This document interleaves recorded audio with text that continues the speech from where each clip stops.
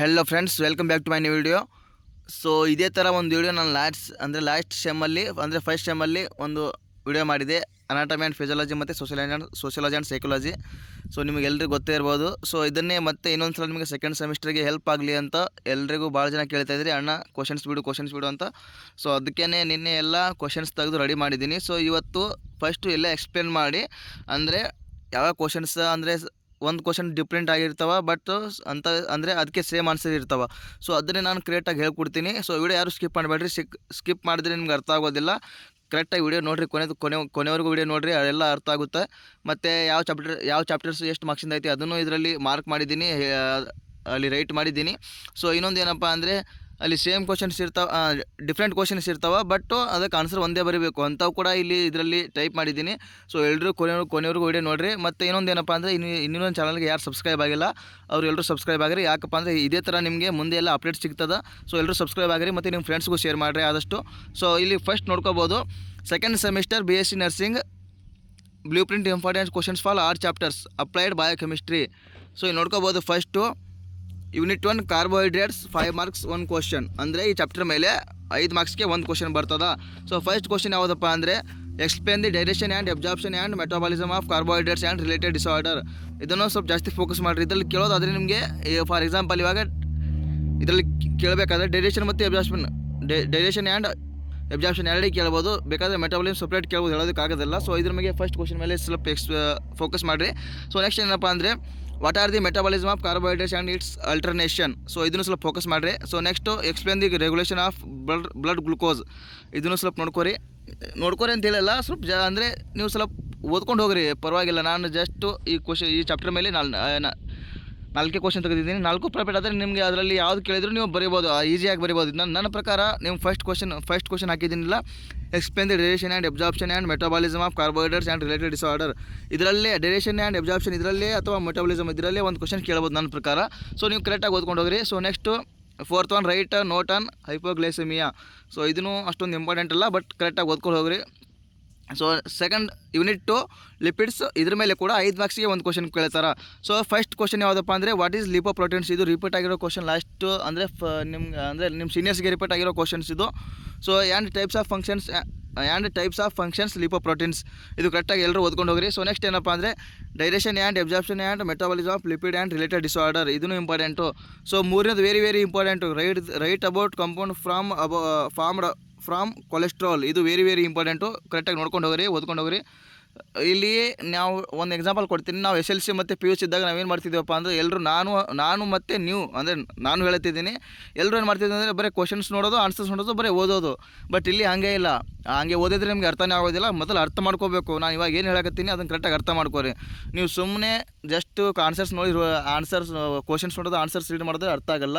ಸ್ವಲ್ಪ ನೀವು first answers read ಮಾಡಿ ಆಮೇಲೆ ಒಂದು ಬುಕ್ಕಲ್ಲಿ ನೋಡಲಾರ್ದೆ ಬರೆದು ತೆಗೀರಿ, ಅಲ್ಲಿ ನಿಮಗೆ ಪರ್ಫೆಕ್ಟ್ ಆಗ್ತದೆ. ನೀವು ಸುಮ್ಮನೆ ಓದ್ಕೊಂಡು ಹೋದರೆ ನಿಮಗೆ ಎಕ್ಸಾಮ್ದಲ್ಲಿ ಏನು ನೆನಪಾಗಲ್ಲ.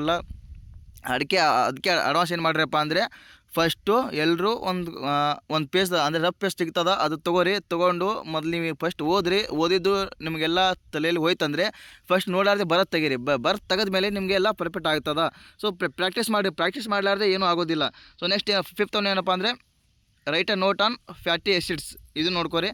So next unit 3 proteins. ಇದನ್ನು ಕೂಡ 5 ಮಾರ್ಕ್ಸ್ಗೆ 1 ಕ್ವಶನು. ಸೊ ಫಸ್ಟ್ ಒನ್ ಯಾವುದಪ್ಪ ಅಂದರೆ define amino acids, explain the structure of it. ಅಂದರೆ ಎಮಿನೋ ಆ್ಯಸಿಡ್ದು ಸ್ಟ್ರಕ್ಚರ್ ತೋರಿಸ್ಬೇಕಷ್ಟೇ, ಮತ್ತೇನಿಲ್ಲ. ಸೊ ಸ್ಟ್ರಕ್ಚರ್ ಆಗಲಿ ಅಂದರೆ ಆ ಸ್ಟ್ರಕ್ಚರ್ ಏನು ಬರ್ತಾವೆ ಅನ್ನೋದು ನೀವು ಗುರುತಿಸಬೇಕು. ಮತ್ತು ಇನ್ನೊಂದು ಹೇಳಿದ್ದೀನಿ, ಅದು ಮುಂದೆ ಹೇಳ್ತೀನಿ. List the non essential amino acids. ಇಲ್ಲಿ ಇದಕ್ಕೇನು ಮಾಡ್ಬೋದಪ್ಪ ಅಂದರೆ ನೀವು ಒಂದು ಬಾಕ್ಸ್ ಹಾಕಿನೂ ಬರಿಬೋದು, ಅಥವಾ ಮತ್ತು 2 ಕಾಲಮ್ನು ಕೂಡ ಮಾಡ್ಬೋದು. 2 ಕಾಲಮ್ ಕೂಡ ಮಾಡಿ ಬರಿಬೋದು, ಏನು ತೊಂದರೆ ಇಲ್ಲ. ಸೊ ನೆಕ್ಸ್ಟ್ 3ನೇ question digestion and absorption of protein and related disorders. ಇದನ್ನು ಸ್ವಲ್ಪ ನೋಡ್ಕೊರಿ. So next explain metabolism of protein and related disorder. 5th one what are the types and functions of normal values of plasma protein. ಇದು ಸ್ವಲ್ಪ ನೋಡ್ಕೊಂಡು ಹೋಗ್ರಿ, repeat ಆಗಿರೋ questions 5th one. So write a short note on hypergammaglobulinaemia. 6th one ಸ್ವಲ್ಪ word mistake ಆಗೈತೆ, ಅದು ಸ್ವಲ್ಪ ಬಿಡಿಸಿ ಬರಬೇಕಿತ್ತು, ಬರ್ದಿಲ್ಲ. ಸೊ ಅದನ್ನು ಬಿಡಿ. Next what are the biological important compound synthesized from various amino acids, ಇದನ್ನು ಸ್ವಲ್ಪ ನೋಡ್ಕೊಂಡು ಹೋಗ್ರಿ, ರಿಪೀಟೆಡ್ ಆಗಿರೋ questions. So next unit 4 clinical enzymology, ಇದು MCQ ಕೇಳ್ತಾರೆ 1 ಮಾರ್ಕ್ಸ್ದು, ಇದ್ರ ಮೇಲೆ ಫೋಕಸ್ ಮಾಡಬೇಡ್ರಿ. ನಾನು ಏನು ಹೇಳ್ತೀನಪ್ಪ ಅಂದರೆ ಜಾಸ್ತಿ 5 ಮಾರ್ಕ್ಸ್ ಮತ್ತು 15 ಮಾರ್ಕ್ಸ್ ಮತ್ತು 2 ಮಾರ್ಕ್ಸ್ ಮೇಲೆ ಇರೋ ಕ್ವಶನ್ಸು ಫೋಕಸ್ ಮಾಡಿರಿ. So unit 5 acid base maintenance, ಇದರಲ್ಲಿ 2 ಮಾರ್ಕ್ಸಿಗೆ ಒಂದು ಕ್ವಶನ್ ಕೇಳ್ತಾರೆ. What is definition of pH and normal level of pH, very important, ಕರೆಕ್ಟಾಗಿ ನೋಡ್ಕೊಂಡು. ಇದೇನು ಭಾಳ ದೊಡ್ಡ ಆನ್ಸರ್ ಅಲ್ಲ, ನೀವು ಅದರಲ್ಲಿ ನಿಮ್ಮ ನೋಟ್ಸಲ್ಲಿ ನೋಡ್ಕೋಬೋದು, ಕರೆಕ್ಟ್ ಸೇಮ್ ಸಣ್ಣ ಆನ್ಸರ್ ಇರ್ತದೆ. So describe the regulation of blood pH, ಇದ್ರೂ ನೋಡ್ಕೊಂಡು ಹೋಗ್ರಿ. ಇದರಲ್ಲಿ ಏನು ಕೇಳೋದಿಲ್ಲ, ಇದರಲ್ಲಿ ಬಿಟ್ಟರೆ ABG ಬಿಟ್ಟರೆ ABG ಅಂದರೆ ಆರ್ಟ್ರಿಯಲ್ ಬ್ಲಡ್ ಗ್ಯಾಸ್, ಇದ್ರ ಬಗ್ಗೆ ಬಿಟ್ಟರೆ pH, ಎರಡರ ಬಗ್ಗೆನೇ ಕೇಳ್ತಾರೆ, ಬೇರೆದೇನು ಕೇಳೋದಿಲ್ಲ. ಸೊ ನೆಕ್ಸ್ಟು ಯೂನಿಟ್ 6 ಹೆಮಿಕ್ಯಾಟಬಲಿಸಮ್, ಇದ್ರ ಮೇಲೆ 2 ಮಾರ್ಕ್ಸಿಗೆ ಒಂದು ಕ್ವಶನ್ ಕೇಳ್ತಾರೆ. Mention the types of jaundice. So next what is the physiological jaundice, ಇದು ಕ್ವಶನ್ಸ್ ರಿಪೀಟೆಡ್ ಆಗಿರೋ ಕ್ವಶನ್ಸು ಲಾಸ್ಟ್ ಇಯರು ನಿಮ್ಮ ಸೀನಿಯರ್ಸ್ಗೆ. ಸೊ ನೋಡ್ಕೊಂಡು ಹೋಗ್ರಿ. Third one what is methaemoglobin, ನೋಡ್ಕೊಂಡು ಹೋಗ್ರಿ. ಸೊ ಡಿಫೈನ್ ಬಿಲಿರುಬಿನ್, ಇದನ್ನು ನೋಡ್ಕೊಂಡು ಹೋಗ್ರಿ. ಈವೇನು 2 ಮಾರ್ಕ್ಸ್ಗೆ ಇರೋದು ಸ್ವಲ್ಪ ಕರೆಕ್ಟಾಗಿ ಓದ್ಕೊರಿ, ಯಾಕಂದರೆ ಅವೇನು ಆನ್ಸರ್ ಓದಕ್ಕಿರಲ್ಲ, ಸೊ ಕರೆಕ್ಟಾಗಿ ಓದ್ಕೊಂಡು ಹೋಗ್ರಿ. So next unit 7 organ function test, ಇದ್ರ ಮೇಲೆ ಕೂಡ 2 ಮಾರ್ಕ್ಸ್ಗೆ ಒಂದು ಕ್ವಶನ್ ಕೇಳ್ತಾರೆ. ಇದರಲ್ಲಿ ಲಾಸ್ಟ್ ಇಯರ್ ಯಾವ್ದು ರಿಪೀಟ್ ಆಗಿದೆಯಪ್ಪ ಅಂದರೆ 4th ಒಂದು ಕ್ವಶನ್ ನೋಡಿರಿ, list the test to check the liver function. ಇದರಲ್ಲಿ ನಾನೊಂದು ಹೇಳ್ತೀನಿ. ಫಸ್ಟ್ ಒಂದು ಕ್ವಶನ್ ನೋಡಿ, ಡಿಫೈನ್ ಲೈವರ್ ಫಂಕ್ಷನ್ ಟೆಸ್ಟ್, ಇದರಲ್ಲಿ ಕೂಡ ನೀವು ಸೇಮ್ ಆನ್ಸರ್ ಬರಿಬೋದು, ಇದಕ್ಕೂ ಕೂಡ ಸೇಮ್ ಆನ್ಸರ್ ಬರಿಬೋದು. ಹೇಳೋದಕ್ಕೆ ಅಂದರೆ ನಿಮಗೆ ಅದರ ಲೆವರ್ ಬಗ್ಗೆ ಜಾಸ್ತಿ ಇನ್ಫಾರ್ಮೇಷನ್ ಗೊತ್ತಿದ್ದಪ್ಪ ಅಂದರೆ ನೀವು ಬರಿಬೋದು, ಏನು ತೊಂದರೆ ಇಲ್ಲ. So next question define kidney function test, define thyroid function test. ಈ ಚಾಪ್ಟ್ರಲ್ಲಿ ಇವು 4 ಬಿಟ್ಟರೆ ನಿಮಗೆ ಯಾವುದೂ ಕೇಳೋದೇ ಇಲ್ಲ, ಕನ್ಫರ್ಮು. ಇನ್ನು ಇವು 4 ಓದ್ಕೊಂಡ್ರೆ ನಿಮಗೆ 2 ಮಾರ್ಕ್ಸ್ ಪಕ್ಕ. So next unit 8 immunochemistry, ಇದ್ರ ಮೇಲೆ MCQ. ಇವಾಗ ನೆಕ್ಸ್ಟ್ ಏನಪ್ಪ ಅಂದರೆ second semester base nursing blue print, important questions all chapters, applied nutrition and dietetics, ಇದು ನ್ಯೂಟ್ರಿಷನ್ನು. ಸೊ ಫಸ್ಟು ಇಲ್ಲಿ ನೋಡ್ಕೋರಿ, unit 1 introduction of nutrition, MCQ 1 ಮಾರ್ಕ್ಸ್ದು. ಸೊ ನೆಕ್ಸ್ಟು ಯೂನಿಟ್ 2 ಕಾರ್ಬೋಹೈಡ್ರೇಟ್ಸ್, 2 ಮಾರ್ಕ್ಸ್ಗೆ ಒಂದು ಕ್ವಶನು. ಇದರಲ್ಲಿ ವೆರಿ ಇಂಪಾರ್ಟೆಂಟ್ ಕ್ವಶನ್ ಯಾವುದಪ್ಪ ಅಂದರೆ 5th one define dietary fibre, ಮತ್ತು first one classification of carbohydrates. Classification of carbohydrates ನೀವು ಎಲ್ಲ ಸೆಮಿಸ್ಟರ್ ಪ್ರತಿಯೊಂದು ಎಕ್ಸಾಮ್ ಕ್ವಶನ್ ಪೇಪರ್ ನೋಡ್ರಿ, ಅದರ ಕಾರ್ಬೋಹೈಡ್ರೇಟ್ಸ್ ಒಂದು ಕ್ವಶನ್ ಇದ್ದೇ ಇರ್ತದೆ, ಮತ್ತು ಕ್ಲಾಸಿಫಿಕೇಷನ್ ಇದ್ದೇ ಇರ್ತದೆ. ಸೊ ಅದನ್ನು ಸ್ವಲ್ಪ ಕ್ಲಾಸಿಫಿಕೇಷನ್ ಹೆಂಗೆ ಬರಬೇಕಪ್ಪ ಅಂದರೆ, ನಾನು ಮೊನ್ನೆ ಕಾರ್ಬೋಹೈಡ್ರೇಟ್ಸ್ ನೋಟ್ಸ್ ಗ್ರೂಪಲ್ಲಿ ಹಾಕಿದ್ದೀನಿ, ಅಲ್ಲಿ ಕ್ಲಾಸಿಫಿಕೇಷನ್ ಹೆಂಗಿದೆಯೋ ಅದನ್ನೇ ಒಂದು ಕರೆಕ್ಟಾಗಿ ನೀಟಾಗಿ ಮಾಡಿದರೆ, ಅಂದರೆ ಲೈನ್ಸ್ ಹಾಕಿ ಕರೆಕ್ಟಾಗಿ ಮಾಡಿದರೆ ನಿಮಗೆ ಮಾರ್ಕ್ಸ್ ಖಂಡಿತ ಕೊಡ್ತಾರೆ. ಸೊ ನೆಕ್ಸ್ಟ್ ಏನಪ್ಪ ಅಂದರೆ ಫಂಕ್ಷನ್ಸ್ ಆಫ್ ಕಾರ್ಬೋಹೈಡ್ರೇಟ್ಸ್, ಅದನ್ನು ಸ್ವಲ್ಪ ಓದ್ಕೊಂಡು ಹೋಗ್ರಿ. ಸೊ ನೆಕ್ಸ್ಟು ಇದರಲ್ಲಿ ಮತ್ತೆ ಯಾವುದಪ್ಪ ಅಂದರೆ 4th ನೋಡಿರಿ, define kilo calorie and energy, ಅಂದರೆ ಡಿಫೈನ್ ಎನರ್ಜಿ, ಅದೊಂದು ನೋಡ್ಕೊಂಡು ಹೋಗ್ರಿ. ಸೊ ನೆಕ್ಸ್ಟು ಯೂನಿಟ್ 3 ಪ್ರೋಟೀನ್ಸ್, ಇದ್ರ ಮೇಲೆ ಕೂಡ 2 ಮಾರ್ಕ್ಸಿಗೆ ಒಂದು question. Write the classification of proteins, list out the essential and amino acids, and non essential amino acids, ಇದು ನೋಡ್ಕೊಂಡು ಹೋಗ್ರಿ. So next last year repeated ಆಗಿರೋ ಕ್ವಶನ್ ಯಾವುದಪ್ಪ ಅಂದರೆ what are the sources of protein, ಇದು ರಿಪೀಟೆಡ್ ಆಗಿರೋ questions. ಇದರಲ್ಲಿ ಏನು ಕೇಳೋದಿಲ್ಲ, ಫಂಕ್ಷನ್ಸ್ ಆಫ್ ಪ್ರೋಟೀನ್ಸ್ ಬಿಟ್ಟರೆ ಸೋರ್ಸಸ್ ಆಫ್ ಪ್ರೋಟೀನ್ಸ್, ಇದು ಮತ್ತು ನಿಮಗೆ ಸೀನಿಯರ್ಸ್ಗೆ ರಿಪೀಟೆಡ್ ಆಗಿರೋ ಕ್ವಶನ್ ಇಲ್ಲಿ 5th ಇದೆ ನೋಡಿರಿ, list out any 4 animal sources of proteins, ಇದು ಲಾಸ್ಟ್ ಇಯರ್ ರಿಪೀಟೆಡ್ ಆಗಿರೋ ಕ್ವಶನ್ಸು. ಸೊ ಇದನ್ನು ಕರೆಕ್ಟಾಗಿ ಸ್ವಲ್ಪ ಫೋಕಸ್ ಮಾಡ್ಕೊಂಡು ಹೋಗ್ರಿ.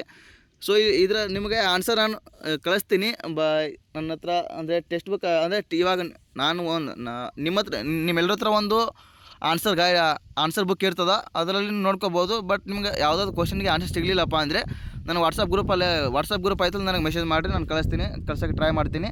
ಸೊ ನೆಕ್ಸ್ಟು ಯೂನಿಟ್ 4 ಫ್ಯಾಟ್ಸ್, ಇದ್ರ ಮೇಲೆ MCQ 1 ಮಾರ್ಕ್ಸ್ದು. So unit 5 vitamins 2 marks. ಇದ್ರ ಮೇಲೆ ನೋಡ್ಕೋರಿ, ಇದರಲ್ಲಿ ಜಾಸ್ತಿ ಏನು ಫೋಕಸ್ ಮಾಡಿರಪ್ಪ ಅಂದರೆ vitamin D, vitamin A, vitamin E, ಇವು 3 ಬಿಟ್ಟರೆ ಯಾವುದು ಕೇಳೋದಿಲ್ಲ. ಇವು ಮೂರರ ಮೇಲೆ ಜಾಸ್ತಿ ಫೋಕಸ್ ಮಾಡಿರಿ. ಮತ್ತು ಒಂದು ಫಂಕ್ಷನ್ಸ್ ಅಂದರೆ 4 ಫಂಕ್ಷನ್ಸು ಬ್ಯಾಟ್ ಹಾಡ್ಕೊಂಡು ಹೋಗ್ರಿ, ಬ್ಯಾಟ್ ಮಾಡ್ಕೋರಿ. ಸೊ ನೆಕ್ಸ್ಟ್ ಏನಪ್ಪ ಅಂದರೆ ಸೋರ್ಸಸ್ ಅಂದರೆ ಅದನ್ನು ಕೂಡ ಒಂದು vitamin D, vitamin A, vitamin E, ಇವು 3 ಬಿಟ್ಟರೆ ಯಾವುದು ಕೇಳಲ್ಲ. ಸೊ ಇದನ್ನು ಇವು 3 ಸ್ವಲ್ಪ ಪರ್ಫೆಕ್ಟಾಗಿ ಹೋಗ್ರಿ, ಮತ್ತು ಯಾವುದು ಇದ್ರ ಮೇಲೆ ಯಾವುದು ಕೇಳಲ್ಲ. ಸೊ ಅದನ್ನು ಬಿಟ್ಟರೆ ಇದು ಡೆಫಿಷಿಯನ್ಸಿ ಬಗ್ಗೆ ಕೇಳ್ತಾರೆ. ಡೆಫಿಷಿಯನ್ಸಿ ಬಗ್ಗೆ ಕೇಳೋದಾದರೆ ವಿಟಮಿನ್ ಸಿ ಇಲ್ಲ ವಿಟಮಿನ್ ಡಿ ಬಗ್ಗೆ ಕೇಳ್ತಾರೆ. ಸೊ ನೆಕ್ಸ್ಟು ಯೂನಿಟ್ 6 ಮಿನರಲ್ಸ್, ಇದ್ರ ಮೇಲೆ ಕೂಡ MCQ 1 ಮಾರ್ಕ್ಸ್ದು. So unit 7 balance diet, 15 marks ಒಂದು question, very important chapter. So 2ನೇ ಕ್ವಶನ್ ನೋಡ್ಕೋಬೋದು, describe the menu planning, important ಹಾಕಿದ್ದೀನಿ. ಸೊ ಅದ್ರ ಕೆಳಗೆ ನೋಡಿರಿ, ಡಿಸ್ಕ್ರೈಬ್ ದಿ ಮೆನು ಪ್ಲಾನಿಂಗ್ ಒಂದು ಕ್ವಶನ್ ಐತಿ. ಸೊ ಅದು ಬಿಟ್ಟು ಬೇರೆ 6 ಹಾಕಿದ್ದೀನಿ.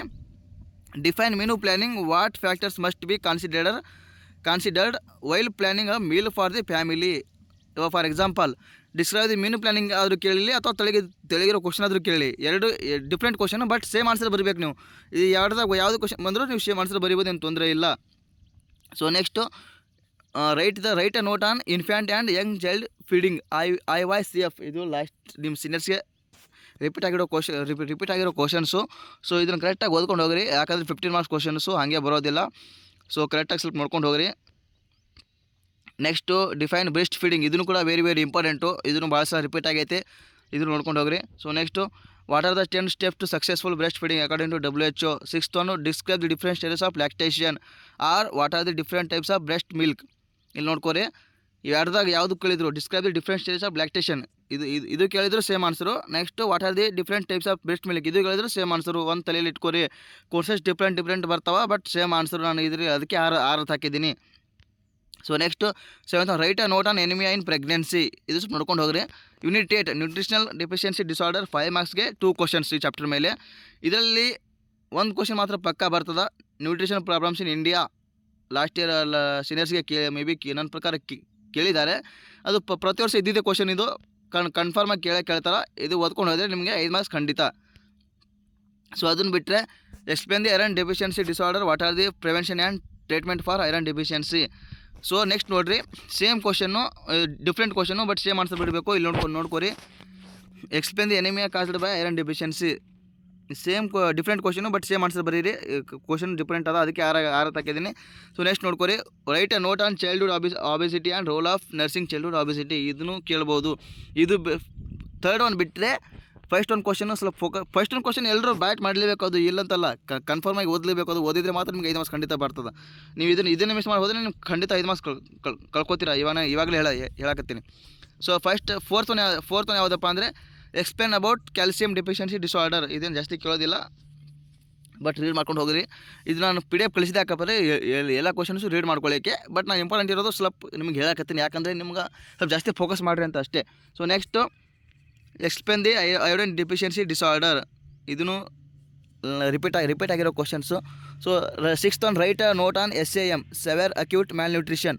ನೆಕ್ಸ್ಟು ಡಿಸ್ಕ್ರೈಬ್ ದಿ ಬೇರೆ ಡಿಸೀಸ್, ಇದು ಸ್ವಲ್ಪ ಫೋಕಸ್ ಮಾಡಿರಿ.